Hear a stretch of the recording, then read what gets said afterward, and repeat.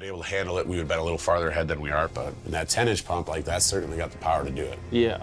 But unfortunately, that came with a price tag. Rick has been able to pay off his royalties for the year to Troy and is starting to feel better about this year's haul. Despite beginning his season 2 weeks later than everyone else, he is proud to say that he and his team have been moving along very well and have been working at full capacity. They have their hopper feeder in place and working through their pay dirt steadily. His goal of 1,000 gold ounces for the season is more urgent than ever now that he has a clear path ahead of him with no debts hanging over his head. The failure of last year cannot be repeated, as he failed to meet his goal and barely broke even. Rick plans to put some gold in the safe as the gold prices have shot way up. This is great. I mean, 206 ounces, Man, that's awesome. If we just keep going deeper, and that's just going to get better. That's the next challenge, right? Yeah. He needs to turn things around this year or find a new career after past failures.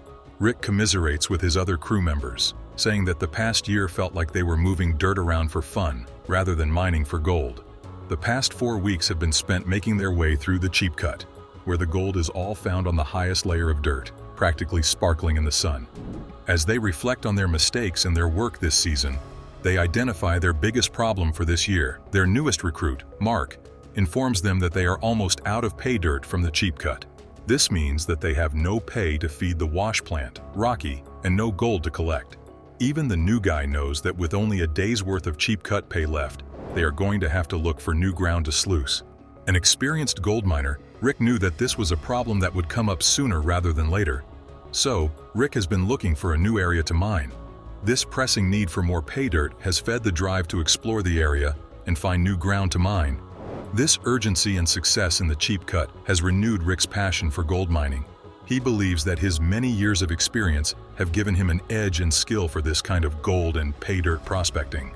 As Rick stands surveying the land, he points out piles of dirt that he feels could have the best gold content they've ever encountered. He points out a corner in the area that he has high hopes for, noting how all the dirt is piled up together. But why does he feel that way? Well, 20,000 years ago, on Lower Duncan Creek, a glacier once pushed up a mound of rock and dirt, known as a moraine, to the edge of the cheap cut. Rick believes that this blockage has trapped gold all up against it over the centuries. All gold that has washed down from the mother lode. If his theory is right, he has stumbled across a buildup of gold that has been growing for ages. Rick gathers the dirt and rock from where he believes the glacier created the moraine and puts it in his panning bowl. His belief is that this could be the best gold they found all year, and with the price of gold only increasing, he would make some of the largest profit margins in recent memory. He carefully pans the dirt in the nearby water, and he determines that he needs to see at least 15 to 20 distinct colors in the pan to make the area a viable location. Extending the cut is a decision that could make or break his career at this point. You pull that big rock out of there? I did, 2 of them, building Stonehenge here. Where you start hitting those big boulders like that, like you're in the right spot. The Ness crew at Duncan Creek is busy extending the cheap cut, trying to determine whether Rick's hunch is correct. Mark keeps adding to a stockpile of pay dirt that is meant to keep the wash plant running. They cannot afford to shut down. However, a problem arises when they lose water pressure over at the wash plant. This is extremely frustrating as it feels as though the team is being delayed and set back every single day, unable to catch up. The leak in the water pump is quickly spotted and tells them they have to shut down operations for the day until it is patched. All of this downtime is a huge red flag, so they decide against fixing the leak and instead replacing the water pump entirely. Carl brings in the backup and they hurry to install it with the help of a crane. The replacement won't start up, causing their hopes to come crashing down. Rick Ness needs to calculate whether his decision to extend the cheap cut will pay off. Before getting to the numbers, Rick makes small talk and eases the tension in the room. Part of being a leader is tending to one's subordinates, and that's something Rick doesn't forget. Finally, they get down to business, and Rick pulls out the scale. To reach their gold weight, Rick would need an ounce of gold per 100 yards from this extension of the cheap cut. They have run over 7,000 yards, and Rick needs at least 70 ounces from this venture. The gold is carefully poured onto the scale, and it measures well over 70 ounces, reaching 82.37 ounces. This is a fantastic showing, especially because gold prices are up at a massive $1,750 an ounce. This means that Rick has mined $144,000 worth of gold from the cheap cut extension. His hunch, combined with his knowledge of the history and geography of Alaska, has paid off in a big way. This is Rick's biggest haul of the season. Everyone is left amazed, as they have never seen such a good cleanup with their own eyes before. Rick reflects on how they never came anywhere close to this last year. It seems that his theory about the moraine was proven correct, and he found an amazing cache of gold. At this point, it's only numbers like that we need. They kind of got to keep going up, so. Yeah. And I know there's a lot more of it out here, right, on this property, so. A few more hauls like this, and their season will go very smoothly. It also eases concerns that their late start in the season would irrevocably destroy their chances of meeting their gold ounce goal. It's barely September, and the weather has turned colder, covering the land in snow and slowing down operations for the Ness crew. This is a warning that the end of the season is around the corner, despite everyone believing they should still be experiencing autumn weather. Rick is upset, as he believes his wash plant, Rocky, should still be running at this time in the season.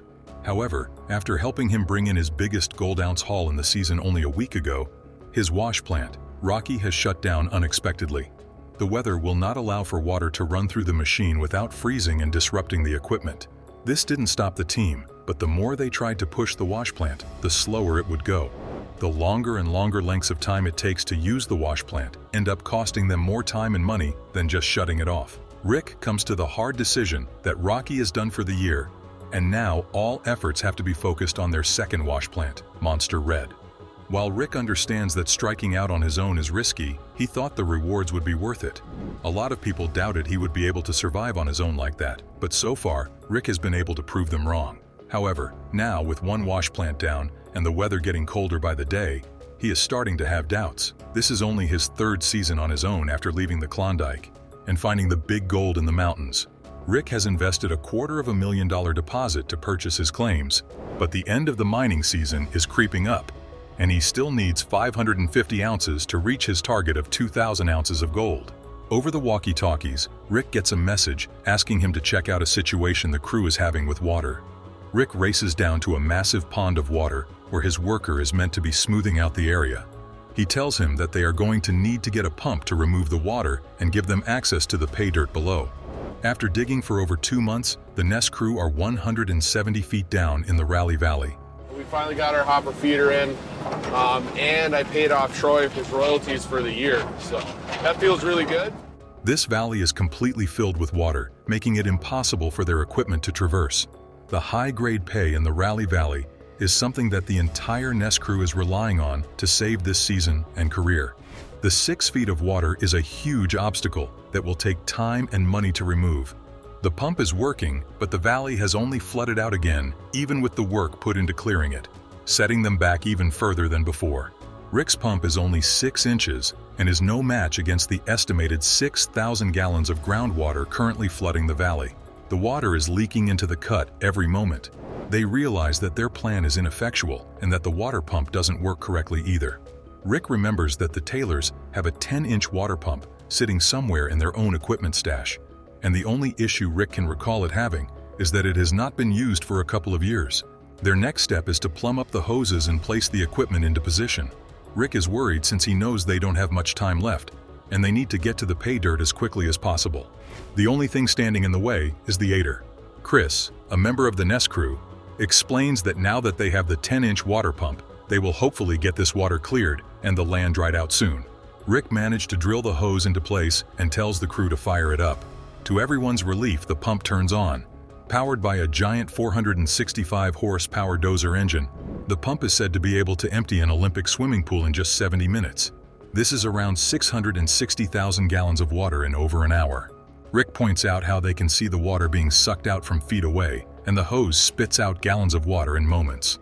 This is a huge improvement to the wimpy 6-inch water pump that only made the flooding worse. Rick believes that when they arrive in the morning, the valley will be ready to be sluiced and the dirt relocated.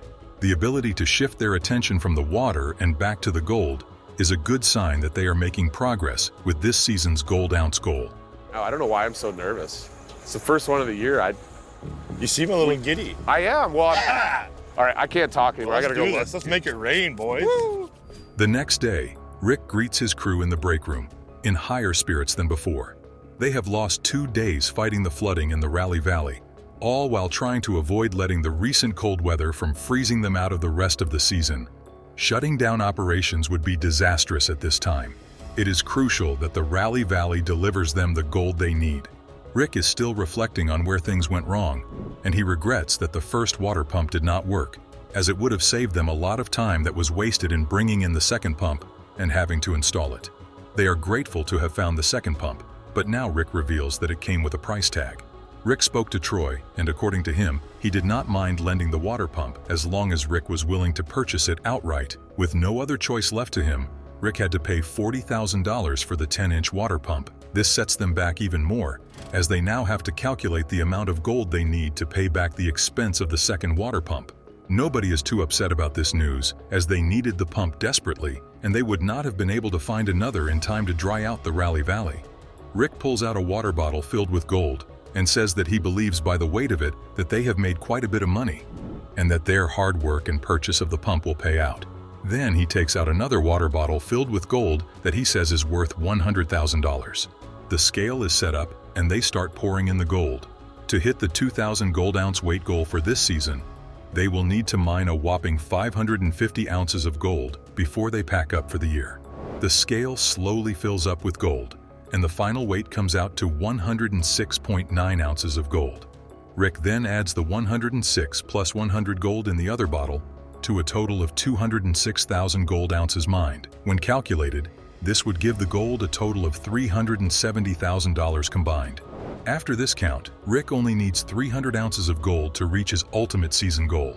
If the Ness crew is able to protect Monster Red and keep it running even in this foul weather, No secret, Rick spent a lot of time and money chasing after big nuggets last year on a hunch.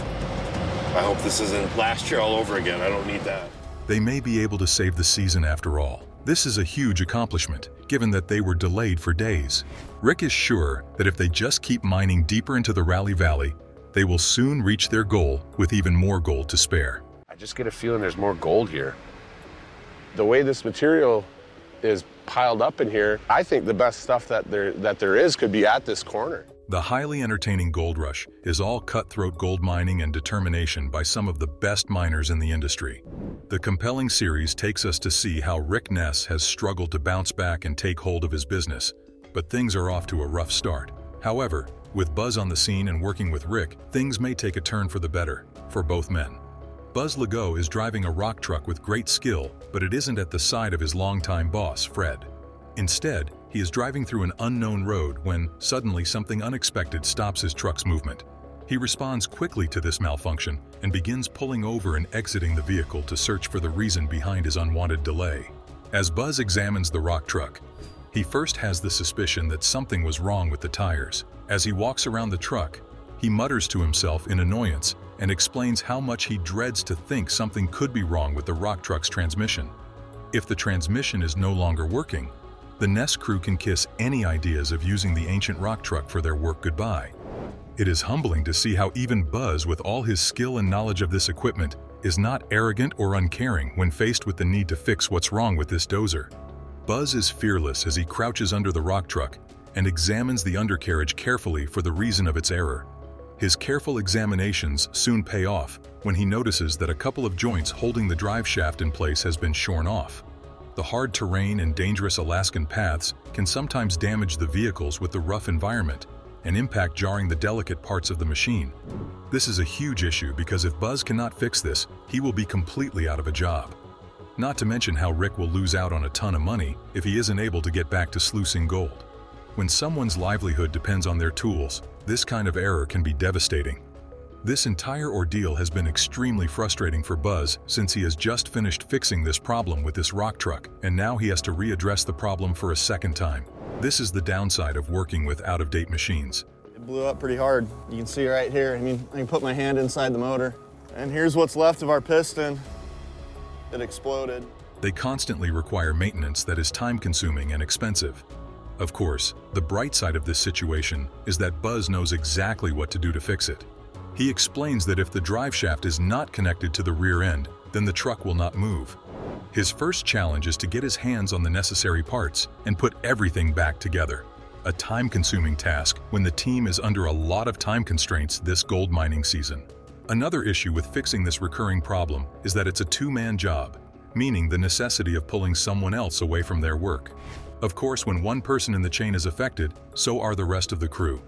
This will only set them all back even more, cutting into the little time they have to mine the gold needed for the season. For this reason, Buzz decides to ask the camp's cook for help. Here we meet Travis, who is seen picking up some busted U-bolts that are needed to hold the drive shaft in place, allowing for the power from the motor of the dozer to arrive at its destination in the front and back tires. Travis is happy to present these bolts to Buzz, and they immediately get to planning their next moves.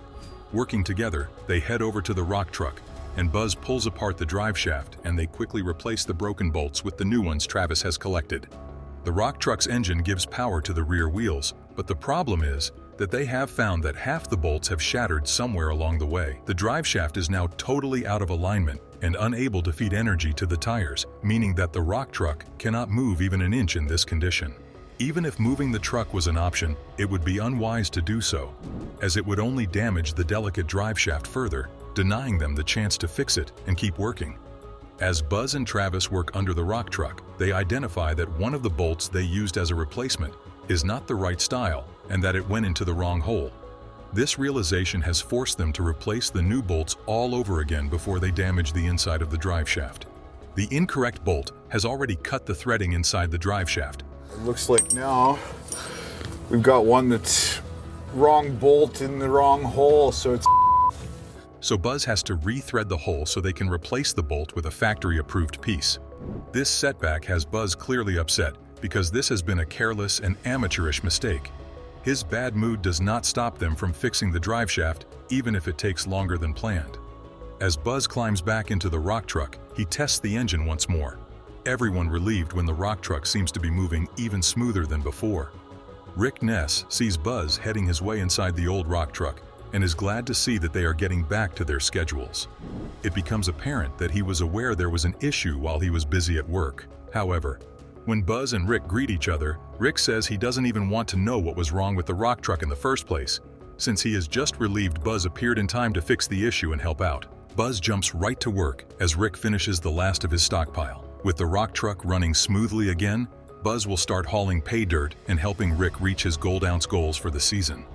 Back in Rick's own dozer, he can be heard giving Buzz his flowers and expressing how happy he is with how the situation was handled by Buzz. Rick is particularly impressed by Buzz's ability to problem solve and get back to work so quickly. His achievement of both transporting and fixing this old equipment, as well as his ability to think ahead, convinces Rick that Buzz is the kind of guy he wants around. The Ness crew is back at camp after Buzz fixed the old rock truck, and Rick has begun to work on the second stockpile. He has been able to keep the plant running the whole week. They all relax with some drinks, and Rick tells Buzz that coming from Fred, he did not have much hope. He also comments how much he appreciates all Buzz has done, since he was able to get that old truck running for them against all odds. There is pressure here. There's no doubt about that, especially just being two of us. But for the amount of work that had to be done, Z and I made quick work of it and got this plant fired up. And he hopes they will be able to see some gold come out of those efforts. Rick explains that while he does not know everything that went on over in Fred's camp, he does know that they were not having a lot of luck gold mining out there. Rick then asks Buzz what he would think of coming over to his crew. Buzz is extremely moved and sounds choked up when he laughs and says that it would be like leaving hell behind and to having so much more with Rick's team. He explains what he means with his next statement, claiming that in all his time working for Fred, he has barely made enough money to cover his personal expenses. With that emotional offer out of the way, the Ness crew gets back to business and weighs out the gold they have managed to squeeze out of the inhospitable land. To cover all his costs, Ness needs at least 20 ounces of gold a week. As they measure out the gold, they arrive at a final weight of 23.8 ounces of gold, which equals a total of $46,000, bringing them a few ounces over their needed weight. They are delighted by the final weight, and Buzz mentions this may be his biggest haul of his life, commenting how it's well over the biggest haul Fred's crew ever managed to achieve. Rick sees this as a great start for them and assures Buzz that they have only just begun. He quickly calculates that altogether they have brought in around 65.2 gold ounces so far this week. Rick expresses that he is very happy with what they have achieved this week, and that all he needs is to keep bringing in more gold to put into the bank. He elaborates on his future plans, telling the crew that he intends to hire more crew and get more machines to cover more ground and acquire more gold. He explains that with the crew's help, He sees this dream being within reach. I am. Look at that nugget right there. Oh, buddy. It looked really good. As Rick stands, he tells the crew he wants to make Buzz's entrance into the team official. He hands over some dark t-shirts to Buzz with the crew's name on it, officially marking him as a new member. Thank you for watching until the end. Make sure to comment down below what you think of Rick's $46,000 gold haul and what your favorite part was. If you would like to keep up with this kind of content, make sure to subscribe and turn notifications on. In the glittering world of gold mining, where fortunes are dug from the heart of the earth, one name stands out: Rick Ness. Known for his uncanny ability to strike gold, Rick has etched his legacy in the Klondike's history. But hold on. This time, Rick's journey takes an unexpected turn. He faces a pivotal moment that could reshape his mining future. What life-altering decision has Rick made, and how will it steer the course of his gold-hunting saga? There's more. Brace yourselves for the arrival of an inspiring figure, ready to lend a helping hand in Rick's most challenging hour. Who is this mystery person, and how will they impact Rick's quest for gold? Join us to delve into a mining adventure like never before that will lead to Rick's biggest gold haul ever. Success isn't just about luck, it's about rolling up your sleeves and putting in the hard work. That's something that the indomitable Rick Ness believes in. Now, he finds himself facing a daunting challenge. A gold production goal that seems to be slipping through his fingers. Despite the hefty investments in top-tier equipment, Rick is dealing with machinery issues. Different hurdles are emerging, putting a wrench in the gears of progress, but the twists and turns in this mining saga don't end there. On top of all that, Rick is at a crossroads, facing a crucial decision about the ownership of the land. But the heart of the challenge lies in the earth itself. The act of digging and extracting precious gold from the depths becomes a battle against time and nature. It's a struggle that Rick faces head-on, with determination etched on his face.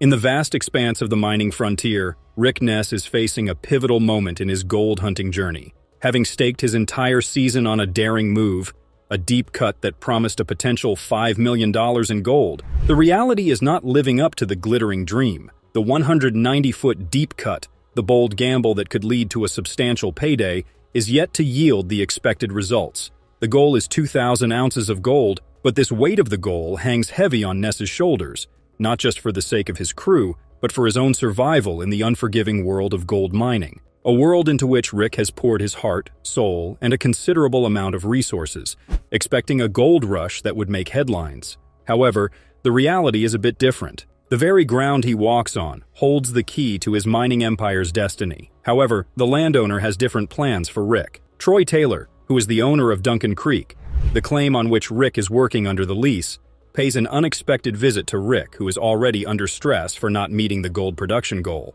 Cutting right to the chase, Rick questions the purpose behind Taylor's unanticipated visit, and Taylor, without beating around the bush, dives straight into the heart of the matter. His revelation hangs in the air, laden with potential implications. He wants to sell the Duncan Creek. Rick is now confronted with a significant personal decision. The prospect of owning his own ground looms large, and the gravity of this choice could reshape the entire trajectory of his mining journey. Imagine the dilemma. On one side, the security of owning the land beneath which potential fortunes lie, and on the other, the challenge of meeting the production goals with the clock ticking. It's a decision that could either propel Rick into a new era of mining success or add another layer of complexity to his already intricate venture. But that's not the interesting part. Taylor, with a matter-of-fact demeanor, reveals the terms. $250,000 as a down payment, equivalent to 150 ounces of gold. Now that's how you make a deal with the gold diggers. Surprised by the unexpected proposition, Rick finds himself deep in thought. The idea of owning the very land he's been working on is both appealing and overwhelming. Unsure about taking such a significant step, Rick acknowledges that he is not sure if he can take such a massive step at this already challenging moment. The financial commitment attached to this decision plays on his mind, creating a whirlwind of considerations. As the discussion unfolds, Rick wrestles with the weight of this unforeseen opportunity. The offer of $250,000 or 150 ounces of gold is undeniably substantial. Troy Taylor, after presenting the terms, leaves Rick to contemplate the magnitude of the decision. The gravity of the situation hangs in the air, and Rick is left to grapple with the potential impact on his gold mining journey. The allure of ownership clashes with the daunting prospect of financial responsibility, setting the stage for a pivotal moment in Rick Ness's mining saga. How will the mind boss navigate this unexpected twist in the tale? Will he seize the opportunity, or will the weight of the decision prove too much? The stakes are high, the pressure is on, and the future of Duncan Creek claims hangs in the balance, but it's the mine boss we're talking about. And to make the decision, he has to tackle the other obstacles first. Every miner knows that a glitch in the machinery can translate to lost time and, more importantly, lost gold. Despite heavy investments and state-of-the-art machinery worth millions, the results are not quite hitting the mark. It's a tough spot to be in, especially when your aspirations are as grand as Rick's. The machinery, boasting cutting-edge technology, stands as a testament to Rick's commitment. But, as every seasoned miner knows, the gold beneath the ground doesn't always give in easily. Rick is stuck dealing with a big problem, and he can't tackle it solo. He's in need of help, but the question is, who can he turn to? The first person who crosses Rick's mind in this crucial moment is none other than his reliable dad. With winter approaching, he calls his father for assistance, hoping to bring in the energy needed to finish the season strong. Rick's dad shows up and is pretty amazed by the whole mining setup. He's all in to help out however he can. The two of them now tackle the problem together, dealing with the challenges of mining and figuring out a way forward. The first problem he deals with is the wash plant. With Monster Red running on a tight crew, Rick faces a tough time finding more workers. His dad jumps in to lend a hand and keep things going smoothly. Seeing the mining operations scale, Rick's dad figures he can help out. Without any hesitation, he gets down to work, doing everything needed to keep Monster Red up and running. At Duncan Creek, Rick encounters a hurdle with his 700 excavator. A cracked hydraulic line threatens to slow down the crucial task of clearing tailings. It's a setback that demands immediate attention. Rick, with a determined look on his face, asks his dad to help there too. Rick's dad, not a stranger to hard work, steps into the role of a makeshift mechanic. With tools in hand, they inspect the excavator, and the problem becomes clear: a cracked hydraulic line. It's a hands-on challenge, but Rick's dad isn't one to back down. They work together, making the welding process seem like a puzzle they are determined to solve. After a series of intense efforts, welding, and a bit of elbow grease, the hydraulic issue is fixed.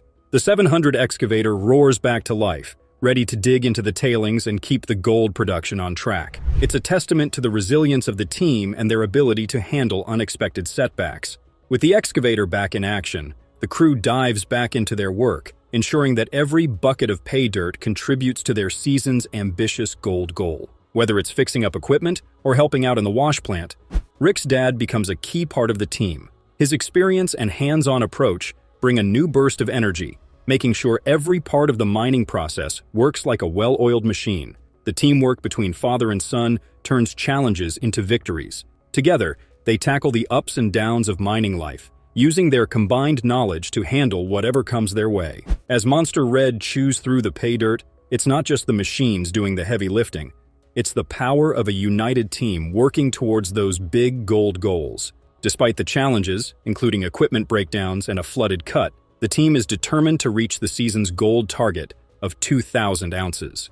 The camaraderie between Rick and his dad becomes evident as they tackle repairs together. From fixing machinery issues to maintaining equipment, it's a hands-on collaboration that highlights the importance of a reliable support system. Rick's dad, a testament to the saying, "Actions speak louder than words," embodies the spirit of a true partner in this challenging gold mining journey. Even with the valuable assistance from his dad, Rick finds himself caught in a web of challenges that extend beyond the immediate repairs. In the pursuit of the elusive gold goal and land ownership, Rick must not only contend with mechanical hurdles but also navigate the intricate dynamics of the gold mining world. Each step forward requires a careful calculation, a strategic move, and a relentless determination to overcome whatever obstacles lay in his path. The journey is far from over, and the suspense continues to build as Rick strives to turn his mining dream into a golden reality. And to achieve his dream, he has to beat the cold. As winter's chill creeps in, Rick Ness finds himself standing at the crossroads of a critical decision: how to increase gold production before the icy grip of winter puts a freeze on their operations. Feeling the weight of the looming goal and the pressure to deliver, Rick huddles with his crew, including Kyle Lawson, a newcomer to the gold mining scene with an ironworking background. What steps can Rick take to boost production before the ground freezes and winter poses a threat to his gold mining goals? So, in a bold move, Rick proposes a plan that could potentially change the game. He suggests the simultaneous operation of both wash plants, Monster Red and the trusty Rocky. It's a strategy that, if executed flawlessly, could significantly elevate their gold output. Kyle Lawson, despite being relatively new to the gold mining arena, is entrusted with the responsibility of operating one of the wash plants solo. Can Rick's trusted crew member, Kyle Lawson, uphold the trust placed in him and assist Rick in achieving his dream gold haul? Well, the announcement hung in the air and the crew sensed the gravity of the situation, and Kyle, with a mix of nerves and determination, accepted the challenge. Operating a wash plant alone can be quite overwhelming, especially for someone still getting the hang of things. The potential challenges, especially the threat of tailings causing blockages, are significant concerns. Duncan Creek is ready for a high-stakes operation. With determination etched on his face, Kyle makes his way to the wash plant. The rhythmic hum of the machinery echoes through the mining site as Kyle navigates through the controls, juggling the intricate dance of equipment and pay dirt. The crew watches with bated breath, unsure of what the outcome will be. Despite the initial nervousness, Kyle begins to find his rhythm. The wash plant responds to his commands, and the pay dirt starts flowing smoothly. The potential catastrophe of tailings causing a shutdown becomes a distant worry as Kyle defies the odds and keeps the operation running like a well-oiled machine. Another problem solved, and now just one to go, till Rick smoothens his journey towards his goal. Rick Ness is facing another tough challenge that could make or break his entire season.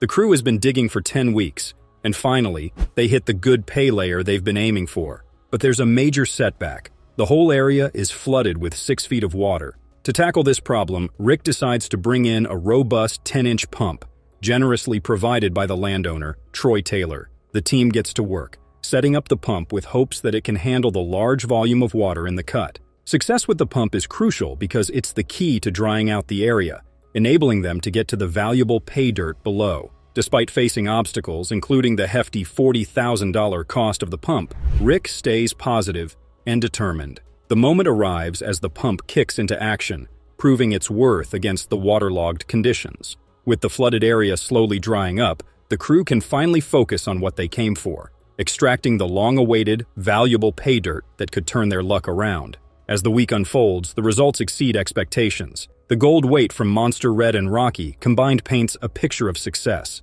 The decision to entrust Kyle with a crucial role pays off. Rick's strategies and his dad's love prove that sometimes the boldest moves and the company of the loved ones lead to the greatest victories.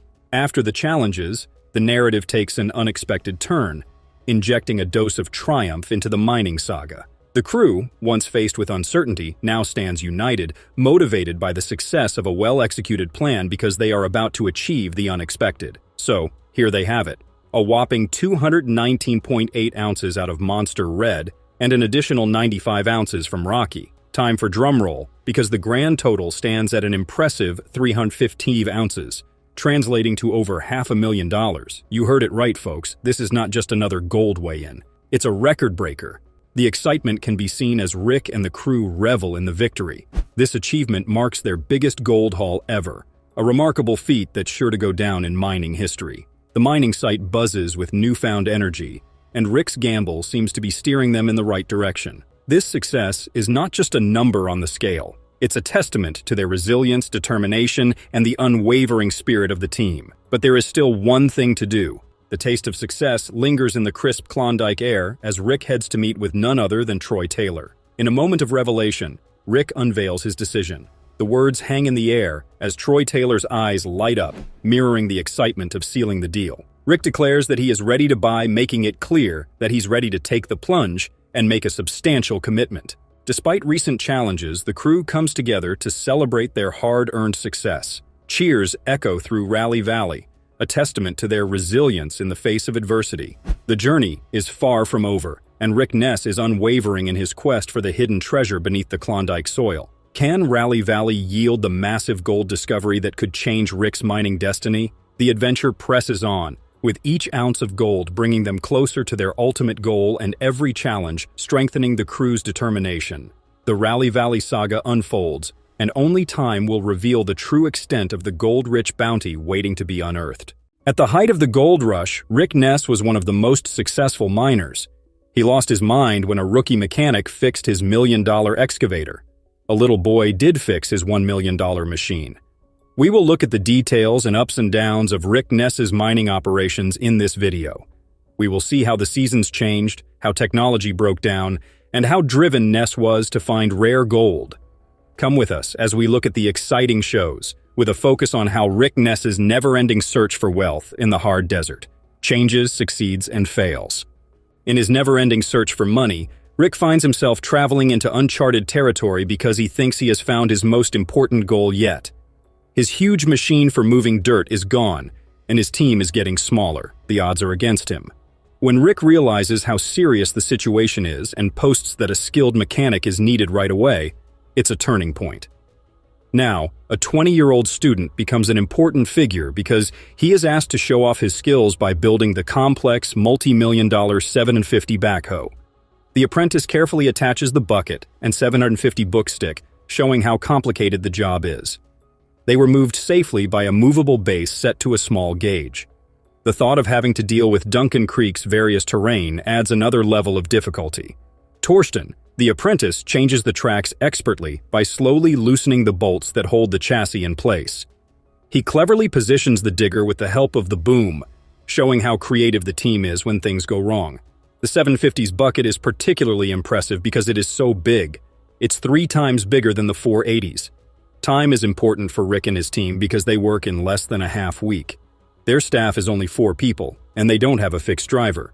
Rick's earlier success, in which he made an average of just over 70 ounces of gold per week, is very different from this situation. The problems that are coming up show how strong, flexible, and determined the team is as they keep going after their huge gold goal.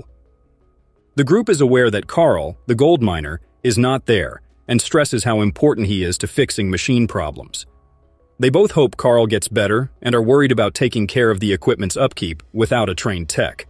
Most people agree that Torsten's ability to put together the 750 digger was a turning point that made the mining business a lot better. At this time of year, it's hard for Rick to find a plumber, so he's thankful that Torsten helped him right away. As the team gathers for the weekly gold weigh, Rick talks about the effects of having a smaller staff and the need for a worker to fix problems with the pumps. Even with all of these problems, the crew stays friends, and they raise a glass to the amazing gold crop that only 4 crew members, including the new Torsten, were able to handle. The story shows how flexible, determined, and flexible the crew was in getting past problems so they could reach their gold mining goals. The team is still dealing with the problems of the season. They are looking ahead with a mix of determination and confidence as the successful end of the gold weight has given them hope. And yet, none of these problems affect Rick in any way. In fact, they might even be a good thing. We can see that Brennan has a hard time because he can't find any good land. He doesn't care and takes a wild guess as to where a new cut should be made. Almost magically, the chosen area is cleaned up and fully open in a matter of seconds. When people find possible gold in a test pan, they decide to call the new site the Bacon Strip. During the gold rush, there is a tense moment when the parking brake on a rock truck gets caught on a pile of pay dirt. Even though the rescue is shown with dramatic music and quick cuts, the story makes fun of the fact that, to everyone's surprise, no one dies. The episode ends with a smooth cleanup that yields a respectable 75.92 ounces of gold. But things change in the gold rush game when Rick's team goes through a number of staff changes. Riley is the rock truck driver he gets right away after losing the first one. A slightly inflated story about a rock truck losing a tire shows how the crew reacted to what turned out to be a pretty small problem. The following day takes a surprising turn when Riley, the new driver, suddenly disappears. The crowd gets to see Rick's girlfriend learn how to drive a rock truck after she offers to take over. As a joke, the announcer calls this part of the show the perfect blend of boredom and boredom. Rick finds another 47 ounces of gold just as cleanup time is about to start. This brings his season total to 502 ounces. When Riley comes back the next day, he has a huge scar across his face. And the story continues. He gives an account that includes a fight, a trip to the hospital, and having his phone taken away by the police. Even though things didn't go as planned, Rick is glad to have Riley back with the team. The crew's original happiness and excitement quickly faded when they realized there was a major problem. There was a sudden wave of fear among the team, because that's when they found out there was a crack between the plant and the pre-wash that opened up without warning and let water out, which is very bad for the mining operation. Figuring out why there is warning is easy once the 2 9-inch steel pins that were joining them are found to be missing. But even though this is a worrying development, no one seems to care. The crew makes 2 new pins to fix the problem. As the team tries to get past the hurdles, more problems come up because rocks can pass through the holes in the screen deck. In an effort to save the situation, they glue steel plates over the holes. It's too bad that the cleanup only turns up 40.64 ounces of gold. At this point, everyone is upset about how limited their current wash plant is. Strangely, there was no reason for why Rick wasn't using Monster Red, the wash plant he had worked hard to fix up over the off-season. The mining team has to make some tough choices that are getting more and more interesting as time goes on. Now though, Rick seems to have forgotten how much work he put into Monster Red over the winter when Freddie and Juan show up to fix his wash plant. It takes 4 days, but they quickly put in the new punch plates Rick bought, even though they are a bit too thin. Surprisingly, Freddie and Juan are able to solve the problem without any problems at all with a little help from Chris. As Freddie and Juan work on the repair, the story moves smoothly and shows off their skill and knowledge. The lack of excitement in this method is very different from the problems that happen in the gold mine business. After 1 day of work, everything is fixed without any major issues. The team cleans up the campfire and finds 17.27 ounces of gold. When Rick wakes up the next morning, his bacon strip shows that there is no pay dirt. It's brave of him to decide to go back to the deep cut even though no gold was found there last year. He has a strong feeling that all the gold in the cut might be concentrated under his access road, and that feeling is very important. As they look into the deep dig, they quickly find 2 rocks, which is seen as a good sign that there is a lot of gold there. Then something strange happens. The cut is supposed to start filling with groundwater, even though everything else is dry, until Rick breaks a berm on purpose and floods the area. Additionally, they make things more difficult by using a pump to remove water from the dry area to smooth things out. Even though the digging process was hard, 126.86 ounces of gold were found after everything was cleaned up. Good luck, Rick. Your season total now stands at 687.68 ounces, showing that you have the toughness and adaptability needed to work in the volatile world of gold mine. But things get interesting when Rick puts Brennan on the Rally Valley night shift. During the first night shift, a rock truck breaks down, but it is fixed well. Brennan has to peel the next night, which is called Glacier Till. Foreman Brennan is promoted by Rick the next day after a short break in the story. People are left thinking about the possible interesting things that were said but not done during Brennan's night shift and promotion, since the recap jokes about leaving out the more interesting parts. The story is now following Rick as he digs deeper into Rally Valley. Something strange happens when he hits a bed of rocks and blocks 30 feet earlier than planned. But when you look at things in a bigger picture, it might not have been as shocking as people made it out to be. People believe that these rocks are good signs of good gold, which is made clear in the story.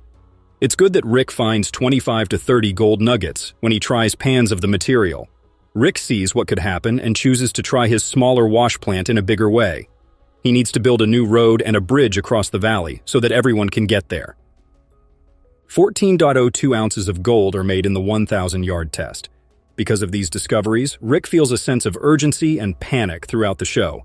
The reason is that Monster Red, the main wash plant, isn't ready to handle new ground. Rick has a tough choice to make. He doesn't want to throw away the valuable pay dirt, but he needs to run it through his wash plant right away. So far as we can tell, Rick's changes to his plans have made a huge difference for the whole Gold Rush crew. At first, Rick didn't want to set up Monster Red when he got to the last pay stage in Rally Valley. But at the beginning of the show, he has to face the hard truth that he needs to set up Monster Red in order to get to the top pay level. This decision sets the stage for the challenges and wins that will follow.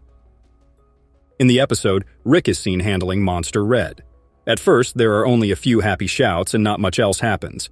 When a brand new hopper feeder appears out of nowhere, the story takes a turn that no one saw coming.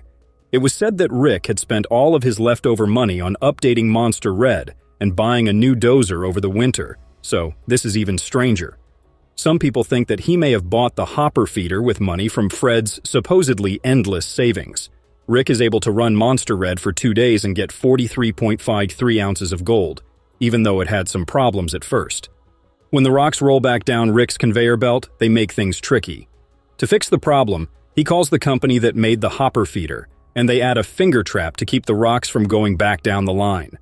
When Rick makes this change, the program goes on to the cleanup stage, where he finds an amazing find, 181.17 ounces of gold. At this point, though, it looks like Rick is having a rough season and needs help. People in the crowd were shocked when Rick's father, not the man who drove the truck, was called in.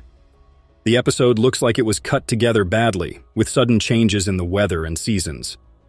At first, Rick's dad can be seen going outside in the snow and then getting on a rock truck. But the snow goes away quickly. The description is funny because of the uneven editing. Soon after, the 700 digger breaks down, and trying to rewild the hydraulic tubes makes the situation worse. Later attempts to empty the lines don't work and make things worse. Even though it's hard, Rick finds an amazing 122.1 ounces of gold. When Rick spends a lot of time in Rally Valley in late fall, more things happened. He is suddenly called away from his work to let him know that the claim owner is there. When late fall turns into early winter, things take a turn that no one saw coming. The owner of the claim says she wants to sell it to Rick, but she won't say how much. For some reason, Rick is given an extra chance. He has 2 years to make the 150-ounce down payment if he can. After that, there are heated conversations, looks, and thoughts that make Rick come up with what seems like an odd plan. The first exciting part of Rick's plan is to go back in time to late summer. Running Monster Red and Rocky at the same time is a brave move. The storyteller builds a sense of mystery and tension by picking up on people's confusion about the strange editing choices. As the story goes on, an accident happens when a rock truck tips over while backing up to dump on a pay pile. The part that's unclear is when it turns out that the truck was empty the whole time, but fully filled when it tipped over. This makes the story even less clear. It's time to clean up in the middle of all the strange things that are going on. Rocky gets 95.4 ounces, but Monster Red gets 219.8 ounces, which is even more. But when people are celebrating a win, winter comes back quickly. Rick is not bothered by the passing of time.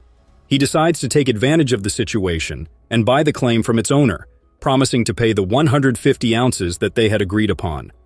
All of these show how unstable gold mining can be by showing both losses and wins. At the end, Rick makes a big decision that will affect the future of his business in Rally Valley. Even though it had snowed earlier in the season, Rick thought the big snowfall in the middle of winter was the first big snowfall of the year. Rockies will be closed for the year because of the snow, says Rick. This choice makes someone suddenly sneeze, which draws attention to the problems and irritations the mining operation is having. The fact that the pay in Rally Valley is so wet shows that they have hit the water table. To fix this, Rick adds a pump. Cutting that goes very quickly and exciting scenes. People say that the lack of progress the next morning is because the pump is too small, but it looks like there may be more issues. Rick decides out of the blue to take another pump without permission, which leads to a dry cut the next day. The story is mostly about the drama of the pump problem, but the water table's uneven effects make you wonder about some things. Since Rick has to pay $40,000 for the pump, it becomes more likely that Fred, who seems to have endless resources, could help with money. Even though there are problems and disagreements, the cleanup goes well, and 206.09 ounces of gold are found. These different kinds of problems and good outcomes show how unpredictable gold digging can be in the winter. As soon as winter comes early on Rick's claim, he might call all of his miners together for an encouraging speech and tell them to work harder. This is a common theme during the mining season. Rick sets up 2 machines to feed the 400-yard-per-hour wash facility so that he can get the most work done. One loader had electrical problems while it was working. These problems can be quickly fixed by cleaning the links between the batteries.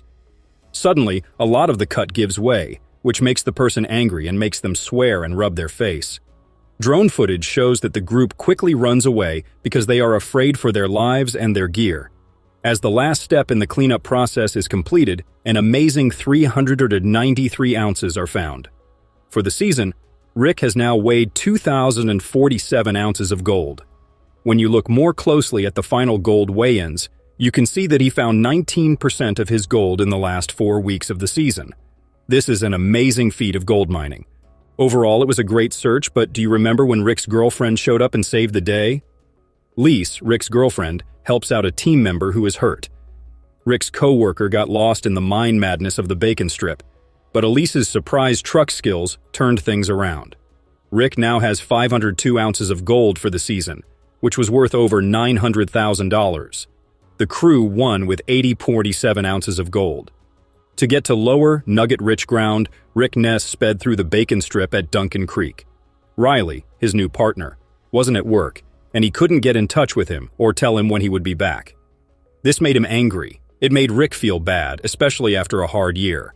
With only 2 rock trucks, Rocky could not work at full speed. Elise, Rick's girlfriend, offered to drive trucks to help. Rick gave it some thought, but in the end chose to let her learn with crews. Elise amazed everyone by being able to handle the basics and even learn more harder lessons, even though she had never been digging before. Rocky was back with 3 trucks, and Elise was driving one of them to help them move forward. Once again, Rick was pleased to see that the crew had reached 80.47 ounces of gold, which is more than $145,000. Rick has now caught 502 ounces this season, which is worth more than $900,000. This is a big accomplishment for the small group. The show ended with a funny moment where the crew made fun of Elise for something she did on the rock truck that no one saw coming. The Ness team has their best mining week yet, making almost $300,000. When Monster Red lost efficiency because of a problem with the pipeline, Rick Ness was put in a tough spot. And surprising 181 ounces of gold were found in just 70 hours, thanks to a quick fix for a finger trap and quick thought. Rick is now hoping that he will reach the rare 2,000-ounce mark. There was a lot of competition for Rick Ness to win the 2,000-ounce prize, which was the biggest award of the season. But because of problems with the seat conveyor, Monster Red dropped from moving 300 yards of dirt per hour to moving only 200 yards of dirt per hour. Its once efficient operation came to a sudden stop. Rick was afraid that he might lose gold, so he called a company right away and prayed that they could fix it quickly. There was still a lot of yardage left in the season, so Rick knew how important it was to fix this right away. During a very important meeting, Rick told Proctor Barry and Scott Ezekiel about the problem of rocks going back down the conveyor belt more slowly. It was suggested that a finger trap, which is a frame with 8 metal fingers, be built to catch rocks and let pay dirt flow through. Rick agreed to the idea and emphasized how important it was, even though building was supposed to stop.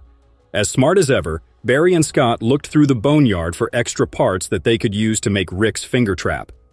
This smart fix took several hours to finish, and Monster Red was now ready for a test run. The team was nervously waiting for the results and thought how much gold they would really find in Rally Valley. The group found an amazing 181 ounces of gold in just 70 hours, which was more than they thought they would find.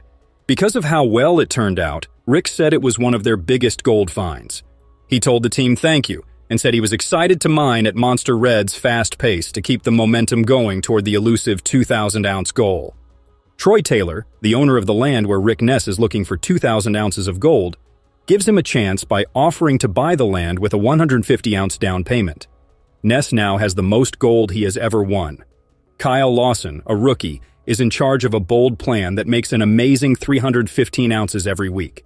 Rick is driven to succeed, so he makes a promise to own land even though there are problems. Mine manager Rick Ness staked his young career on a 190-foot deep-cut test drilling, which increased the chance of a $5 million gold hit. Rick is 800 ounces short of his goal weight of 2,000 ounces because the results haven't lived up to his hopes. Rick is worried about his survival as winter comes and the high-grade pay layer stays out of reach. He isn't just enjoying digging a big hole. No, Rick knows he needs to find an answer and thinks about the best way to reach his season's goal. Troy Taylor, the owner of the Duncan Creek house that Rick is said to be renting, calls him out of the blue. Troy makes Rick an offer to buy the land and puts down 150 ounces, which is equal to $250,000, $100. Rick is shocked by the offer, but he says he'll think about it and get back to you right away. Rick is having a hard time making a profit after spending a lot of money on new tools, so this offer comes at a bad time. Rick feels the rush and thinks of new ways to get more done and keep things going forward. He tells his team about a bold plan. He wants to run both wash stations at the same time. Rick talks to Kyle Lawson, who used to work as an iron worker in Yukon, and asks him to run a single workshop by himself so that this plan can work. Kyle takes on the job of running Rocky, the wash plant, even though he doesn't know much about mining. Because he is always short-staffed, Rick counts on Kyle to bring in the extra 150 ounces needed for the down payment. Since Rocky is back at work, Kyle is in charge of running the wash plant and filling the dirt by himself. He is in charge of the process and makes sure that the ashes don't get in the way of the flow. Even though it's hard, Kyle is able to process the gold and reports an amazing 315 ounces of output for the week, with 219.8 ounces coming from Monster Red and 95 ounces from Rocky. Rick is so excited about his huge gold find that he goes to talk to the homeowner, Troy Taylor, about buying the land. Rick is sure of his choice, so he agrees to buy the land and says that the down payment can't be returned. Rick says he is sure he will be able to pay back the loan before the end of the season, and the deal says that the fee plan will continue into the next season. As Rick gets closer to his goal of having his own land, he thinks about the challenges and opportunities that lie ahead. Rick is amazed by Monster Red's digging skills. When Monster Red makes a comeback, Rick Ness sets a 2,000-ounce goal for him. A new hopper feeder gets around problems and boosts output to more than 300 yards per hour. As winter gets closer, things get more urgent, and Rick's determination to finish his gold mine project on time stands out. Rick Ness, the mine boss, has to do the hard work of bringing Monster Red back to life in order to make his 2,000-ounce goal. Within 48 hours, his goal is to develop and improve the plant so that it works as efficiently as possible. A big LRS feeder with twice as much capacity as the old model is part of the plan, along with a simplified design that doesn't have any extra lines. Installing it is hard, especially when a heavy chute makes the toe lift work less well. The group changes the wire to stop more damage. The updated hopper feeder in Monster Red makes it possible for it to do more while keeping the focus on speed and ease of use. Rick thinks that running the plant at over 300 yards per hour will make it much more productive.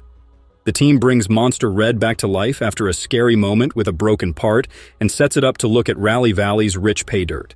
It's becoming more and more important to get Monster Red up and running as winter approaches. Rick is determined to be successful in his gold mining project, as shown by his desire to end the season on a high note. Rick is looking forward to the arrival of the new hopper feeder and the chance to make money from Rally Valley's deep-cut pay dirt, especially now that Monster Red is ready for fight. The major turning point in Rick's journey to financial success and the completion of his 2,000-ounce goal was the repair of the wash plant. The leaves changing colors are a steady reminder that time is running out to get things done, so the rush is on. The biggest gold weights of Season 12 come from Parker using Lucifer's wash plant at Scribner Creek to its fullest, which yields 337.45 ounces. Rick's team can now clean up 3 ounces per hour. Parker's team at Big Red is having a great week because 596.6 ounces are worth more than $1 million. The story gives a short summary of the problems and successes that come with gold digging. The team meets at Scribner Creek for the gold weigh-in. They greet each other and talk about what they have planned for the week. Parker talks about the costs of the process. He says that he had to pay $350,000 to get rid of his deepest dirt, which added up to $1.4 million. Lucifer, his wash plant, needs to produce more than 180 ounces to break even, which will be hard to do since it only produced 84 ounces last week. When things went wrong, the team made changes that improved the wash plant's performance and cut down on the amount of water it used. Torsten gets the 750 digger ready for Duncan Creek's rough ground by carefully moving the movable undercarriage. Things are getting more exciting as the gold show gets closer. Since Mitch fixed the plant, he quickly shows off the result, which is a big step forward. The cleanup from the 750 makes an amazing 337.45 ounces, which is more than expected and brings in more than $600,000. Now, Rick's business runs for less than 2 weeks with only 4 employees and no dedicated mechanic, which is very different from last year's average of just over 70 ounces per week. The difficulties bring out the team's ability to change and keep going. The story then moves on to Rick's cleanup, where he gets 3 times as much gold as before, up from 1 ounce per hour. The crew is happy about the success and points out the big steps forward that have been made. As the team finishes up and thanks each other for their work, the friendship stays strong. The gold keeps coming out. Mitch's hard work pays off, and Chris does a nice job that adds to the overall success. The scene moves to Parker's team at Big Red, where everyone is happy about their accomplishments. More than $4 million has been put into Mud Mountain to get to its rich prizes, which is making people more excited. Big Red has never had a better week than this one, with a gold reveal that adds up to 596.6 ounces worth over $1 million. There are many problems, successes, and trades in the story, which gives a full picture of the hard world of gold mine. Scenes flow smoothly into the next, showing the highs and lows of the business before a successful gold weigh-in that makes money. The scene moves to Parker's team at Big Red, where everyone is happy about their accomplishments. More than $4 million has been put into Mud Mountain to get to its rich prizes, which is making people more excited. Big Red has never had a better week than this one, with a gold reveal that adds up to 596.6 ounces, worth over $1 million. There are many problems, successes, and trades in the story, which gives a full picture of the hard world of gold mine. Scenes flow smoothly into the next, showing the highs and lows of the business before a successful gold weigh-in that makes money. Rick Ness only needs 300 more gold ounces to reach his season goal. However, as winter comes, Rick needs to get another 550 ounces to reach his 2,000-ounce goal. The group turns their attention to Monster Red and buys a strong pump to deal with the water problems in cold weather. The story shows how determined, creative, and persistent they were in the unpredictable world of gold digging. The snow on the steep land above Keno in late September is a sign that winter has come early. The once bustling wash plant, which is an important part of getting gold out of the ground, is now dormant under its winter coat, representing the problems caused by the changing environment. Rick takes a moment to think about the big chances he took when he started digging gold by himself. This shows how determined he has been over the years. In his third season away from the Kundik, Rick is almost at Keno's big gold find. He put down a big deposit to make sure that his claims are taken care of. But there is still a big problem to solve. He needs another 550 ounces to hit his lofty 2,000-ounce goal. The mining season is almost over. The story then moves on easily to the mine site, where Rick is solving a puzzle about water. Last week, Rocky, his second wash plant, helped him get the biggest gold weigh-in ever. Still, the coming frost is always a worry, and work has to be done all the time to keep the water flowing. The fact that Rocky has decided to shut down shows a shift in strategy, with more focus on Monster Red and a stronger push to reach the season's gold goal. Rick is having a hard time with the water problem while it is snowing outside, which shows how the process is always affected by weather below freezing. He is honest about the problems they've had and stresses how important it is to have a pump to stop the groundwater from coming in all the time. Even though they face problems and setbacks, the group stays motivated to find the money that is hidden beneath the waves. Rick and the rest of the team face the water problem head-on to find a solution. The discovery of a strong 10-inch pump is a turning point, but it comes at a high cost that shows the unexpected costs that come with the gold rush. As things stand, they perfectly show the spirit of teamwork and determination that is needed to overcome unexpected problems in the never-ending search for gold wealth. As the strong pump is used to show that it can move a lot of water, the story keeps going in a clever way. The combined efforts of the team to get the pump going show the dedication and teamwork needed to deal with the unpredictable nature of gold mine. Even though there are problems, costs that weren't expected, and ongoing problems with the weather, Rick is still set about the gold output. The results that could be seen, the gold that was recovered, and the hope for future success show how determined and clever Rick and his team were in figuring out how the unpredictable gold mining business worked. As our look into the fascinating world of Gold Rush and Rick Ness's gold mine tries comes to a close, we have seen how luck can change quickly in harsh terrain and as the seasons change all the time. Rick's journey has been an emotional roller coaster of highs and lows, persistence, and finally success, from managing falls in the cut to dealing with early winter storms. The rough conditions of the mining season have shown off the pristine beauty of Alaska's wildness and the strong will of the people who go there in search of money. Rick's changes to his plans and the thrill of finding gold at the last minute have shown how unpredictable gold mining can be. We are shocked by the problems that were solved and the wealth that were found as we say goodbye to the drama, thrill, and excitement that make up Rick Ness's search for gold. In these thrilling and difficult episodes, the superheroic and warrior-like qualities of Tony Beets, a gold miner, and the Winchester crew, who are able to survive the challenge of recovering their most recent machinery, are brought to the forefront. In the event that their excavator stops functioning owing to chain problems, what strategies will Winchester crew employ to deal with the situation? As a result of this circumstance, how will they get the end that they want? Let's join Tony Beets and the Winchester crew in their pursuit of gold and dive headfirst into the extremely fascinating endeavors that they are involved in. During his search for gold in Paradise Hill, Yukon, Tony Beets jumps headfirst into his objective.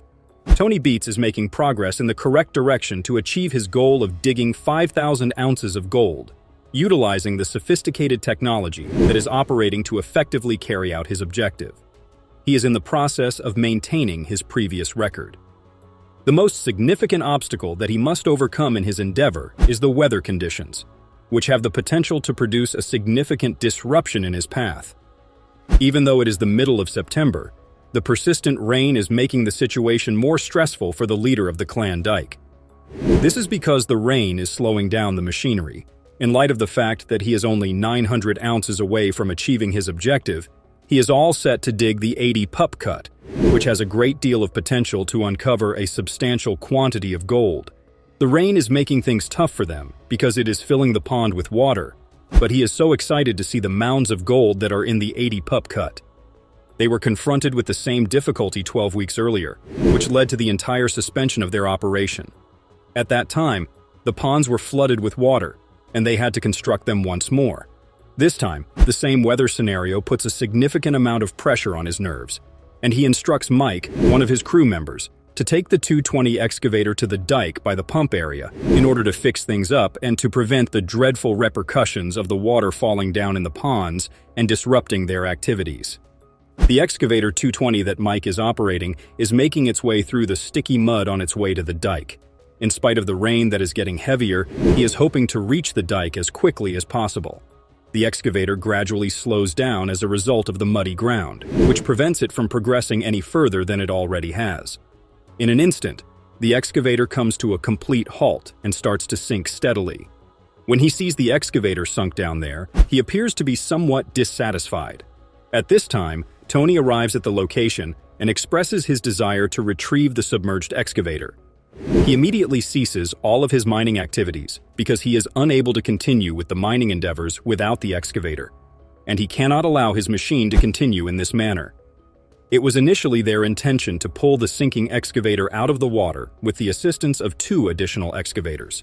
However, this endeavor has not produced any results at all. They need to broaden the scope of their struggles in order to bring heavy gear to a state where it can function properly. As soon as Tony comes up with a strategy to bring the excavator through the door, they are prepared to put it into action without delay. He divulges his strategy to bring in further reinforcements. It is his intention to bring the 18-ton D6 dozer, as well as the enormous 115-ton D11 dozer. In order to construct a sturdy foundation for the excavator, he intends to first remove the water from the area surrounding the submerged excavator, and then, with the assistance of a D6 dozer, force the coarse tailing into the hole. Last but not least, the colossal D11, which is a monster with 850 horsepower, will bring out the excavator while it is on the sturdy reinforced ramp. Within the plan, they discover a glimmer of optimism. In spite of the fact that the idea appears to be fantastic, it turns out to be quite challenging to implement due to the enormous amount of dirty water. Tony assumes control of the D6 dozer and starts the process of removing the water from the area.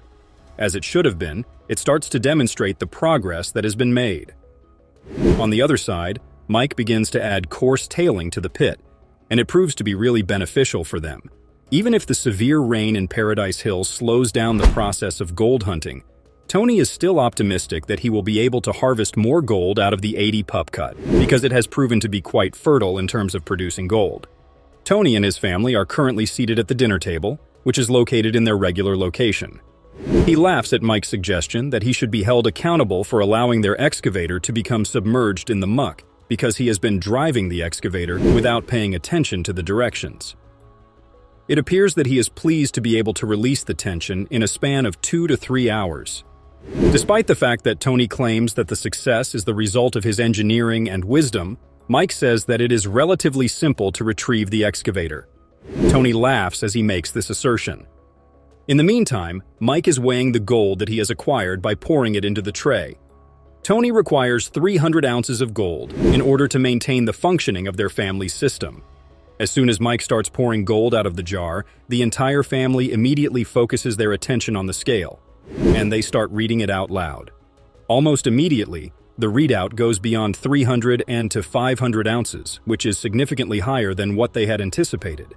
The entire amount of gold that they acquire is 4,601 ounces, and they receive 500 ounces of gold that is worth $850,000. As a result of their excursion that took place in extremely severe weather conditions, they consider it to be exceptional. Jason Fraser, another mining boss, has arrived to Tony Beat's Hunker Cut along with his Winchester crew. This is occurring on the opposite side of the fence. They have been in Yukon for the first time, and they are getting close to the end of their first season there.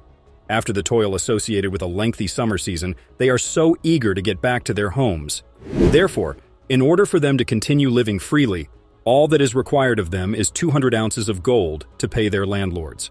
They are optimistic that they will achieve their ultimate outcome, which is to acquire approximately 200 ounces of gold. Tony gives his blessing to the proposal because he will profit 30% from it. As of right now, they have already reached 106 ounces, and the entire cut has been thoroughly investigated. The truck that John Van Tuyl is driving to the Winchester is equipped with a double-barrel wash plant that he has constructed at his home. He is holding the steering wheel. Over the course of the season, it has been functioning fairly well, and he is still holding out hope that it will continue to function in the same manner. As the third member of their skeleton crew, Butch, who was formerly employed as a logger, goes through the process of becoming an excavator operator. He goes from being a novice to being deeply appreciative. In the midst of his announcement that he is on the final thread of 10,000 yards, the excavator suddenly hits a setback. In the course of its operation, the chain of the excavator breaks. Following his descent from the excavator, he makes a beeline for Jason in order to convey the news that the trammel has ceased functioning. Upon Jason's arrival, they investigate the situation and discover that the chain that is dangling down the excavator is the cause of the machine's inability to function properly. They discover that the chain has been severed from the master link, which is responsible for holding the entire chain together. If the master link has become inoperable, the Winchester weapon system will be unable to spin its twin-barrel wash system. They have arrived at the conclusion that in order to avoid any delays in their work, they need to locate an additional master link to the chain. They search through a large bag of links and correctly identify the one that can be of assistance in the event that it is needed. However, John instructs Butch to attach the master link that is broken. He requests that he activate the TRL by turning the black button on the opposite side of the device to the opposite position. Subsequently, he requests that he let it go slowly while holding it. After that, he instructs him to move his hand slightly, since he does not want to cause his hand to get more compressed. Immediately after he raises his hand, the chain is unable to reach its wheel and they are forced to halt it for a period of time. They give it another go in an effort to recreate the procedure, and this time, they are able to make some further headway. During this time, Jason arrives at the location with the master link and climbs up the ladder in order to execute an assault on the chain. Finally, the Winchester crew succeeds in continuing their mining operation after the hard 2 hours of labor with the chain. They have a limited amount of time to meet their objective of 200 ounces, which is still 94 ounces short. Winter is just about to set in, and they have that time as a premium. When it comes to machinery, Jason laughs at the fact that they, like people, do not enjoy working during the winter months. Having returned to Tony's residence, he is currently seated alongside his woman. They have positioned themselves in anticipation of the Winchester crew, who are just about to arrive after cleaning the final patch. While he is thrilled, he is also hopeful that the Winchester crew will be able to accomplish what they have set out to do. During this time, the Winchester crew arrives at the location, and Tony inquires about the malfunction of the equipment that is causing them difficulties in their endeavor. Jason starts to pour the gold from a box onto the weighing scale, and they start reading it out loud at around the same time. They appear to be quite ecstatic and content with the discovery of 101 ounces of gold, which is beyond their expectations. This is because they have finally accomplished their objective, which is to acquire gold worth $350,000. Tony extends his most heartfelt congratulations to them on the successful conclusion of their first season at Yukon, and extends an invitation to return to the location.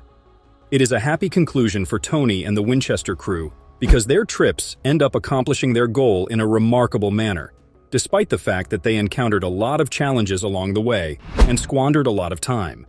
In the comments section, please give your thoughts on these fascinating gold rush activities, and don't forget to like, share, and subscribe to the channel for more exciting and adventurous adventures in the future.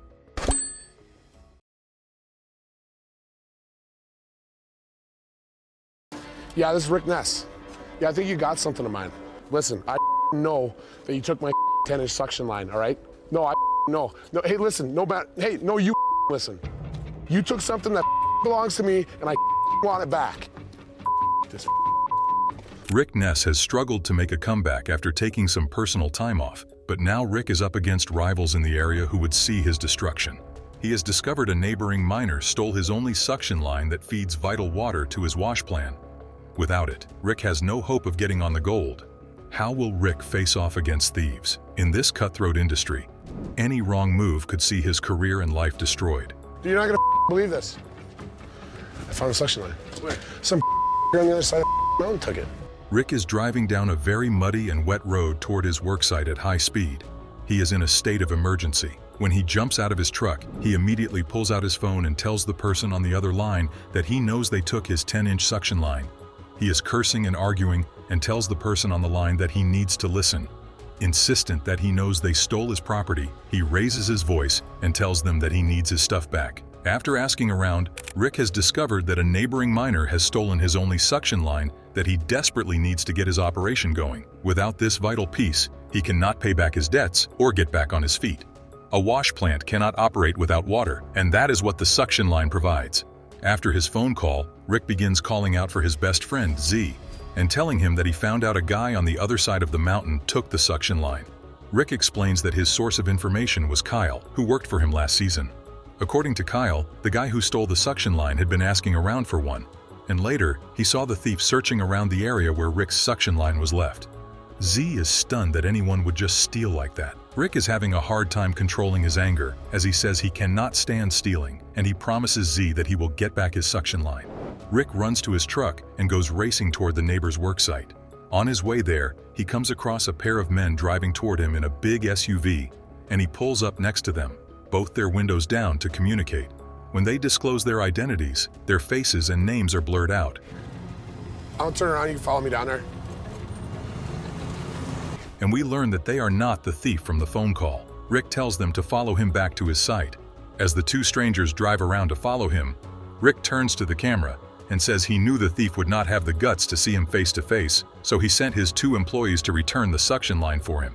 Rick says he is trying to control his anger because he just caught a glimpse of the suction line on the trailer and it is all messed up and smashed. If the suction line is unusable, then he plans to drive straight out to confront the thief in person and knock his teeth out. I'm trying to keep my together right now because I just saw it on the trailer and it's all up. If this ain't usable, I'm driving straight out there. I'm gonna knock his teeth out. This entire situation has been testing Rick's patience like nothing ever has before. When he gets out of the truck to examine the suction line more closely, he starts to laugh in anger when he sees the condition of his property. Are you kidding me? This is ridiculous. It's destroyed. In an effort to calm down, he goes over to Z to describe the condition of the suction line, describing how even the basket is destroyed. We learn that the hose has been crushed flat, and they use duct tape to try and piece it back together. Rick storms away in anger, and he uses the excavator to remove the suction line and basket off of the truck bed and just lets it clatter to the ground. After that, he yells at the quickly disappearing SUV of the thieves and tells them that he is going to pay a visit to their boss soon. Tell your boss I'm coming for a visit. Rick is still fuming, shaking in anger and adrenaline as he stares at the junk they brought him back, and he wonders why they would even send it back when it is clearly unusable. Rick turns to Z and tells him he thinks they should go up there and get a new suction line from the thieves, but Z advises him to calm down and look at things rationally. Rick is stubborn and says that he is owed a new suction line from them and won't let this issue go. Z agrees that they are owed better, but their situation requires them to choose a path that would be the quickest, safest option, and then they can deal with the rest later. Z tells him that he should just ask to borrow a suction line and wait to cool off to deal with the thief. Rick thanks him for his sound advice, and they both get back to setting up their wash plant. After that intense confrontation, Z and Rick get to work, sluicing some stockpiled pay dirt from the Rally Valley cut. The two of them have made quick work of the pay dirt, and things have been going very well for them. As they scoop in the last bit of pay dirt for the day into the wash plant, we also see the bedrock contact coming in here. And in between, I think, is the paleo channel. Well, that's perfect. Rick explains that he's just excited and relieved to see some gold being gathered after too long a journey to even get started. Rick pauses the wash plant and takes a close look to see how much gold is sitting in the box. He finds it difficult to see through the dirty water, and Z thinks there is too much dirt filtering through the plant. And if even he can spot the flaws in their operation, he considers it a very bad sign. A few tense moments pass where neither of the men spots any gold in the wash plant, when finally Z locates a chunk of gold. They bask in a moment of pride and reflect on what a difficult journey it has been to get to this moment. Rick passes Z the first bit of gold they found and says that it's for him to keep, because he's so thankful for his hard work and dedication. Things are looking bright for Rick Ness. Over at Duncan Creek, Rick Ness is on top of the world as he clears overburden out of the creek cut so that he can have a large stockpile of pay dirt constantly feeding his wash plant.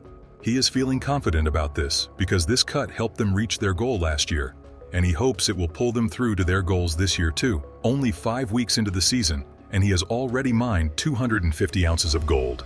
This is Rick's fastest and most lucrative beginning ever. The only issue he has now is that they are running out of pay dirt from the creek cut. The consistency they've been experiencing will soon run dry. According to Rick, they only have around 4 days worth of pay dirt in the next strip, so to progress, they need to expand their operation and spend more money. As the workers load up more pay dirt for the wash plant, they notice that Rick looks to be ready to announce something. Rick tells his crew that they need to move locations soon and that he has picked out a place upstream, hoping to get similar results. I hate to make guesses, and I won't, but I will say that it looks good. It looks really good. Like some of the best I've seen it in that box, so. If the pay streak from the creek cut continues under the 26 acres of frozen ground to the west of them, it could hold over 1,000 ounces in gold. The biggest problem with this plan is that there is permafrost in the area, which means that it has never been mined. However, they have never dealt with permafrost before. They crew decide that they'll use the new dozer to tackle their permafrost problem. This will cost quite a bit of money. The dozer cost $500,000 and burns $2,500 of fuel a day, which amounts to the same operating cost of all of the other equipment Rick owns combined. However, this dozer was built to be able to open up ground with frost points. It pushes 2 rock trucks worth of dirt in one scoop. The dozer weighs over 300,000 pounds and begins to sink into the soft dirt. This causes the operator to slow down and eventually become stuck in the dirt. Rick is called to help pull the dozer out of the deep mud. Rick is worried by this delay because it is necessary for him to keep stripping land, and any delay could cause his entire operation to stop completely. The removal of the dirt begins, and Rick believes that as soon as he digs out all of that soft soil and mud out of the way, the wheels of the dozer will get more traction and allow it to move forward with ease. His focus remains on getting back to work as fast as possible. As Rick digs, he and Brennan coordinate to avoid any collisions between the two massive machines. Rick manages to remove the last bit of mud, and the dozer is free. The quick rescue leaves them in good spirits, and they hurry to get more pay dirt ready. I'm hoping, that you can give me another chance here. I'm just nervous about whether you can pull it off. Rick Ness, a gold mining worker, is facing the worst day of his life after his wash plant machine caught fire. After taking a year off, Ness is determined to hit 1,000 ounces of gold to regain his life. He works lean and mean to get all the gold he can from the valley, despite only mining 95 ounces at the beginning of the season. Most of the gold is not his, as he has bills, fuel, and wages for his workers. Rick's determination to get his life back on track is evident in his relentless pursuit of gold. Rick Taylor, a mining entrepreneur, is in debt and must pay back his landlord, Troy Taylor, to secure access to the mining ground. After a year of paying no royalties to Troy, Rick made a desperate move to secure access to the mines and pay him back. Troy initially expressed doubts, but Rick signed his camp over to him, promising that if he did not meet the end of the bargain, he would lose everything in his camp. However, Rick had problems, as after over 7 weeks he was left with only 36 ounces of gold. Troy had come to collect his first royalty payment on the camp, and Rick had been trying to get more machines and people for labor, which had cost him a lot of money. To extend his deadline, Rick asked Troy to extend it to the end of the week, promising that he would have mined enough to pay Troy 50 ounces. Troy accepted Rick's proposal, giving him a week-long extension, and they shook hands on it. Rick's crew relied on his small crew to deliver the rest of Troy's gold by the end of the week, or Troy could sell off his camp, ending Rick's season. The crew was feeling pressure, as Morgan Lauren, one of Rick's crew members, and Buzz, another machine operator, admitted to feeling pressured due to their short-staffed operation. In Rick's defense, he wanted the mining operation to be a success for everyone, including Troy, his crew, and himself. However, nothing could have prepared them for what was about to happen next. One of the machines malfunctioned and started burning up, causing a huge blow for the team. Rick discovered that the conveyor belt of the machine had moved too far in one direction. Morgan? Yeah. Get that long flat bar. This one? Yes, please. Thank you. Causing friction and causing flames. The rubber belts used for spinning the pulleys in the machine had also been jammed and cut off in half.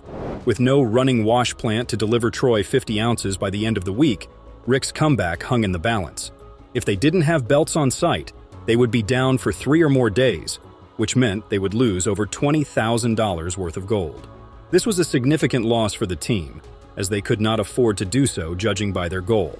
Rick, a mining company owner, is in a race to deliver 50 ounces of gold to Troy by the end of the week. He orders new belts and hopes they will arrive in time.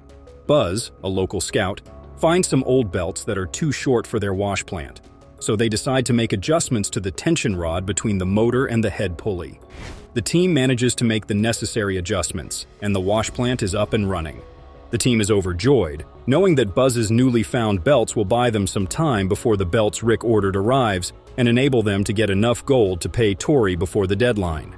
Rick has spent a fair amount of money up front to get more equipment to his site as an attempt to increase production. They must keep production running throughout the year to get as many hours of sluicing as possible to get as much gold as possible. However, their problems continue when the wash plant feeder breaks down again. The crew has to shovel out any remaining dirt on the feeder to analyze what is causing it to stop working. Rick finds a big rock stuck in the tail pulley, which is causing the feeder to stop moving. He pulls it out using a metal tool, but gets stuck between the metal beams of the feeder. Despite this, Rick manages to turn the machine on again, and the red monster is back in action. Although the production is up and running, Rick and his crew must continue mining to get as much gold as possible by the end of the week. After mining for as long as possible, the moment of truth has come. Lauren wishes they had mined enough gold to pay for the belts, Troy's debt, and snacks, which they were running out of. Rick, however, prioritizes paying off Troy's 50 ounces, or losing everything. Get used to this, Rick. That's good. That's what we've been putting up. But, you know, the deep cut's better than that, right? So this is from one day of running the deep cut right here. After all bills and costs are paid, Rick has only 36 ounces of gold left, meaning he needs 14 ounces and more for him to continue mining. After weighing the gold, Rick's team has 15.24 ounces of gold, which is not what they had planned, but at least means Rick will keep his mining spot. Although the team is disappointed that they will get back to almost zero after Rick pays off Troy, they believe starting from zero is better than starting from negative. Rick Ness, a gold miner, had been struggling with seasonal affective disorder and depression since missing the Gold Rush Season 13. His friend Brian Z. Zaremba, who had been away from the show for a long time, asked him about his struggles. Rick admitted that he still owned his mother's house but had not been able to step inside for 2 years. Before Season 14, Rick shared an update on Facebook, admitting that he had made bad decisions that cost him a year in mining. He later revealed that part of his troubles came from recreational drug use, including cocaine. Rick had to sell his mother's house to fund his latest mining season. Rick's admission of his issues did not stop there. He later opened up to People magazine, saying that he was a gold miner with the stigma and didn't really ask for help. He also mentioned that there was a lot going on in his head, but didn't know how to deal with it because he didn't even know what it was. He had never dealt with depression before, and the whole experience was new to him. The words of Rick's girlfriend, Lise Marie, showed how tough it was to navigate everything alone and look forward to his comeback. As people empathized with Rick, his girlfriend, Lise Marie, had more to share about his issues. Lise Marie, a fan of the popular reality TV show, Mr. Ness, has denied being the cause of Rick Ness's troubling behavior. She stated that she had nothing to do with the bad choices Rick made while they were together, stating that his issues had been present months before I even knew him. However, things took a dramatic turn just a month later when Lise shared on Instagram that their relationship had gone sour, revealing painful details about Ness's continued unfaithfulness. Lise shared her breakup news on Instagram, posting a bold text graphic with a message that seemed to say it all. How's it going, Lance? Doing good. How you doing, Freddie? Doing all right. Good to see you. Hey, This Rick. is Rick. Lance. Nice to meet you. A mistake is something that happens accidentally. Cheating and lying are not accidents. They are choices. In a sad tone, Lise opened up in her caption saying she could no longer stay silent to protect someone she truly loved. She went on to share specific, painful details about Rick's latest actions, revealing the heartbreak she'd experienced. According to Lise, just days after Rick had proposed to her, he cheated on her with yet another prostitute. This was an all-too-familiar betrayal. She claimed that since they had rekindled their relationship, Rick had been unfaithful at least 6 times that she knew of. But Lisa's pain was far from over. After 3 years of what she called constant cheating and lying, Lise admitted that it took finding out about yet another infidelity for her to finally learn her lesson. Determined to stand up for herself, Lise declared she would no longer hide who Rick truly was. Her post ended with a heartfelt cry, "God, please tell me what I did to deserve this." With the ongoing relationship drama, Rick's future plans remain uncertain. His house in Wisconsin has not been listed for sale, leading many to assume he still has the option to return. Meanwhile, the ups and downs of Rick and Lisa's relationship have played out publicly on social media. Throughout this turbulent time, Lise has repeatedly accused Rick of infidelity, claiming he cheated on her over 200 times. Rick took responsibility for their breakups in a Facebook post shared in November 2023, acknowledging his role in the chaos surrounding their relationship and holding himself accountable for his actions. He expressed gratitude for the support he received from others during this time and stressed that he didn't need to blame anyone else. As Rick continued on his journey of self-improvement, he focused on becoming a better person each day. With such a public narrative of their relationship, Rick's admissions revealed a complicated interplay of love, responsibility, and the struggle for redemption. His commitment to taking ownership of his choices highlighted a deep desire for growth, while Lisa's role as a steadfast partner showcased the emotional toll of navigating such turbulent waters.